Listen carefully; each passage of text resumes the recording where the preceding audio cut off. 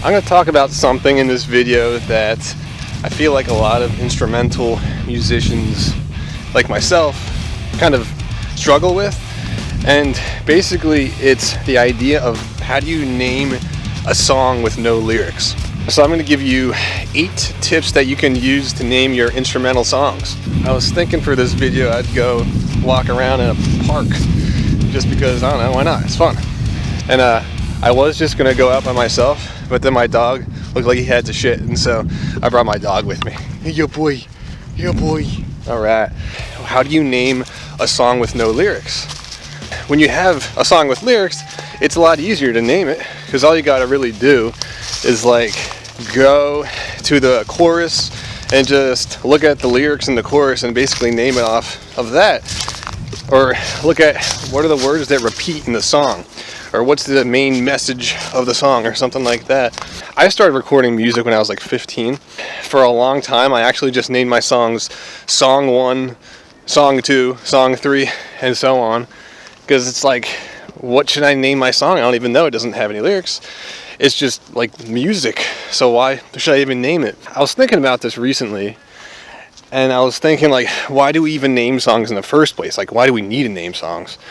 And basically I came up with this reason. It's like very simple. It's the most simple reason you could ever come up with, is that we need to differentiate one song from the next. Right now we're walking in a graveyard. Not weird at all. Not creepy. No, it's just I like walking in graveyards. I think it's peaceful. I actually have come to this graveyard many times just to walk around, and it's also maybe kind of metal if you want to interpret it like that. So my first tip is actually to not name the song as you're writing the song. So I would suggest to name it either before you write the song or after you write the song. So that's just personally what's worked for me the best, because I personally found that if I'm writing a song and I'm in the writing process, or I'm recording it or whatever, and I start thinking about what I want to call it before it's even done, I feel like it actually can impede the songwriting process, because you're essentially using 2 different parts of your brain. So you're trying to write the song, which is the creative side, but you're also kind of in an analytical state because you're trying to figure out, what should I name the song? So now you're using your other side, and I kind of feel like, just from my personal experience, it can actually impede the progress of just writing your song, because you're trying to use 2 completely different parts of your brain to do 2 different tasks. So definitely I would personally avoid trying to name a song as you're writing it. So wait either till it's finished, or name it before you even start writing it. Another thing I want to add to the idea of naming a song before you actually write it is that I personally don't like to do it that way, just because I personally just feel like I'm like confined if I do that, and I don't like that feeling. So I don't like the idea of like choosing a name beforehand and then trying to write a song based off that, because I don't like feeling like I'm restricted to like a certain name as I'm writing a song. You know what I mean? I want to feel like I have total creative freedom as I'm writing the song. I don't want to feel like I'm like pigeonholed or something like that, because what if I'm writing the song and I suddenly want to do something else in the song and it wouldn't sound right based on the name that I've given it? I would end up having to rename the song anyway. So might as well just write the song first and then name the song after I've written it. Alright, tip number 2, the only time that, in my experience, that I've actually broken that rule is if I'm writing the song and then something just comes to me, just like a name just comes to me, and it just pops out of nowhere for whatever reason, and then I'm like, you know what, I think I'm just going to go with that because it's kind of cool sounding, and I'm just going to go with my gut. And plus, if you just do that, if that happens to you, it's actually going to save you a lot of time later of like trying to figure out what the hell should I name the song. So if that does happen to you, just a name comes out of nowhere, or like an image or something, you can decide to just go with that. It's your call. I mean, you can decide against it if you don't really like the name at all or something. But if you like it, then you can decide to just go with it. And that would be the only time that I would personally, in my own experience, that I would actually feel comfortable about naming a song as I'm writing it. Tip number 3 is to basically just draw inspiration from your environment. Like, for example, I'm walking in a graveyard right now, so you can draw a lot of inspiration from graveyards, if you can. I mean, I personally don't, honestly, but just saying, like, in general, your environment can be really inspiring, and you can come up with cool names just based on either your environment or like an object. So essentially just draw inspiration from your external environment or just an external source. So when I first started naming my songs, actually it was technically, I think it was song 35, and what I did was I used to play Magic the Gathering when I was a kid with my friends, and so I remember it was song 35, and I was like, I want to name this song on my own, but I don't know what to name it, because what do you name a song that's just comprised of literally just sounds? Like, how do you put words to sound? And this is why it's hard for a lot of instrumental musicians to, you know, name their songs. And so I literally just went into my room, and I went to my shoebox that had all my Magic cards in it, and I looked through my Magic cards, and I was like, which one just sounds really cool? And so I found one that was called Journey of Discovery, and that was literally just what I named that song. I just named it Journey of Discovery. Now, that was when I was 15, and I don't know if that would count as like copyright issues or anything like that, but today, you know, if I were to do that again, something like that, I would definitely make a point to, like, you know, tweak the name a little bit, just so I'm not like literally copying word for word something from a Magic card or anything else for that matter. But I'm just saying, like, that's just an example of something that you can do to draw inspiration from something else, to come up with ideas. Look at other things. What are other things called? And you could just like tweak the name of your song based on that. And for me, when I did that, I wasn't just looking for like a cool name. I was also making sure that the names sounded like it fit my song. That song that I wrote called Journey of Discovery, it was like this very long, epic, like proggy song, and for me, the name Journey of Discovery just really fit the sound of the song. So it just made sense to call it Journey of Discovery. Like, I probably wouldn't name a jazz song Journey of Discovery necessarily. It's kind of up for interpretation, but again, you're just using something to be inspired by, and then kind of think about, like, does this sound like it fits the music in my song? Yeah, boy. Yeah, boy. The next tip, I believe it's tip number 5. If you really don't know what the hell to name your song, you can always just ask someone else. Like, you can always just ask a friend. Like, that's what I did, actually. The very first song that I ever named of my own, it was from a friend of mine. He called it a phase shift. He was like, you should call the song Phase Shift. And I'm pretty sure it was because I was using a phaser effect, but I didn't even know what a phaser was at the time. I didn't know that it had a name. I just knew that I liked this sound. But I guess my friend, he knew that that was a phaser effect. And so he was like, just call it Phase Shift. And I didn't know what a phaser was, but I knew that that sounded really cool. I thought that was actually like perfect sounding for the song. It just sounded so cool, and it fit the song. At the very least, if you want to ask people for suggestions when it comes to your songs, the names of your songs, it can be really helpful just to start getting the juices flowing, like the creative juices flowing, like add fuel basically, if you don't know what the hell to name your song at all. So it can be good for brainstorming. You can kind of like bounce ideas off of someone else. And sometimes, like in that situation, someone might say something and you're like, that's actually really awesome sounding, and then you'll actually name your song that. But yeah, at the very least, it can just be helpful for brainstorming or just coming up with ideas. Alright, so the next tip is basically to draw on your life situation right now. So I've noticed that there's a lot of instrumental artists that, if you look at their songs, there's a lot of songs that are just like a city name. And I'm assuming it's because they were probably touring and they happen to be in that particular city. Like, I think of Manhattan by Eric Johnson. I'm assuming he was in Manhattan when he wrote that song. So he was like, I'm going to name it Manhattan. And there's so many other, just like countless examples. That's just an example of how you can choose to name a song something based on your life circumstance at any given time. So I think it was like 2017, and I wrote this one song, and I was thinking of what I should name it. I wrote the whole thing, and again, I was just thinking like, what should I name it? I don't know. I was thinking about it, and I was like, just thinking through certain things that were happening in my life at the time. So like I had just gotten accepted into Berkeley, for example. I just joined my first band actually, and all these other things that were happening that was really cool. And so I was like, I'm just gonna name it New Frontiers, because literally I was just experiencing all these new frontiers in my life. So yeah, I just drew inspiration from my life situation, just like where I was, just like where am I? I'm experiencing all these new frontiers, these new experiences. So I didn't want to name it like New Experiences, because that just sounds stupid to me.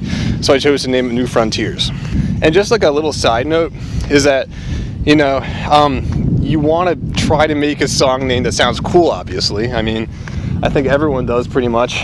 Maybe there are some people who don't really care, but for the most part, we want to choose a name that sounds cool and that people are drawn to, and it makes them want to listen to it. Because like, why would you want to name a song something boring? You know what I mean? So obviously you want to name it something that's like eye-catching, grabs people's attention. So with New Frontiers, honestly, that wasn't like my favorite title ever. But I think that when it comes down to it, we ideally want to name our songs something that is both cool sounding and also genuine. And for me, I would rather name a song something that's completely genuine than just cool sounding but not genuine. So if you can't have both things, then I would recommend just going with genuine. I don't know, that's just how I do it. And for me, New Frontiers, although it might not have been the coolest name ever or my favorite name ever, it was definitely genuine, and so it was worth naming it that. Something else that I found myself doing is to ask myself, like, how does this song make me feel? Or what kinds of images come into my head as I'm listening to the song, you know what I mean? Or what do the sounds of the song remind me of? Just try to think like kind of analytically about it and use your imagination. So this is the next tip. So 2015, I wrote another song, and I wrote the whole thing, and then I named it like I usually do. And yeah, it was one of those times, again, like it happens a lot, where I'm like, I don't know what to name this song. It just sounds like a metal instrumental song. But I was starting to think about it more analytically, and I was like, you know, what does this remind me of, right? I was thinking like this song feels really powerful. Like it just has a lot of power to it. It was very heavy and aggressive. So I was like, what can I think of that like embodies power, since it makes me feel like empowered? And so the first thing that came to mind was a dragon, because for me, like dragons just represent power. Like I used to draw dragons all the time when I was a little kid, and it felt so powerful. It made me feel empowered just to draw dragons. They just seemed so powerful to me. And so I just named it the Dragon. That's literally what I named it. You know, like I think of Joe Satriani's song Summer Song, and you listen to that song and it definitely sounds like it could be called Summer Song. It's like a very happy, uplifting, like energetic song, and it's just like it fits really well. But then on the other hand, I remember I was like 16, and it was song 32, my 32nd song around there, and it was this really aggressive, like heavy metal instrumental song. But I named it something like Warm Summer Day, and it was literally just because I thought it would be funny, because it didn't fit the song.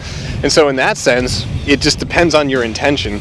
Like I was just trying to be kind of funny and name it something that was kind of ironic sounding. It's like you don't necessarily think of a warm summer day when you're listening to this like really aggressive, intense song. So part of it depends on your intent. All right, the next tip, this is something that I learned from a friend of mine actually, who also plays guitar, and he writes songs every now and then. There was this one time, it was like a few years ago, he was over at my house, and he showed me that he had written a couple songs. He showed me these songs that he wrote, and he starts telling me the names of the songs. I was actually kind of impressed by the way that he named his songs and how easy it was for him. I was like almost jealous. I was like, how is it that easy for you to you just like named it something, and it wasn't even hard at all. So like one of the songs that he wrote, he called it Too Sticky. And it was literally just because like a certain part of the song was really catchy and it got stuck in your head really easily. So he named it Too Sticky. It was actually kind of refreshing to hear that, because I was like, okay, maybe I don't have to think like super hard about like what I should name my songs. Maybe it doesn't have to be this super challenging and like in-depth process. So I guess this tip is just about like kind of having more fun with it and not treating it as seriously, basically. And like literally after I had that experience with that guy, my friend, it actually affected how I name my songs. And so it actually started to get easier to name my songs, because I was like, it doesn't have to be like this huge, like high pressure situation or like this really serious matter. It could just be, you can actually just have fun with it. And actually, that's what inspired me to start just trusting my gut if I ever had like an idea as I'm writing a song and a word comes to mind. I was like, I could just name it that.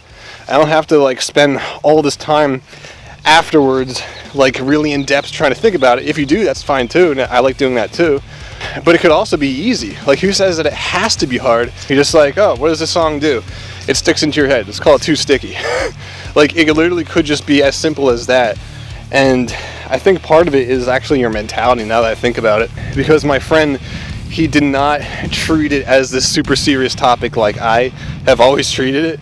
Because I always wanted to pick a song and like think really deeply about it. Like, what's the best name for the song?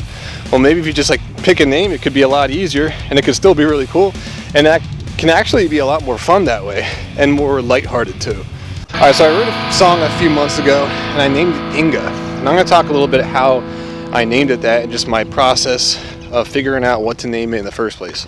So this again was one of those times where I'm writing the song and I have no idea what to call it actually. I just kept writing it and I was just thinking to myself actually, like, maybe when it's done, the name will come to me. Or maybe eventually as I'm writing it, the name will just come to me. And it wasn't happening. And as it usually does, it does a lot of the time. And then the song ends and I finish it and I still have no idea what to call it. There was one day I was on the trolley coming home and I was thinking about like, what do I name the song? I don't even know.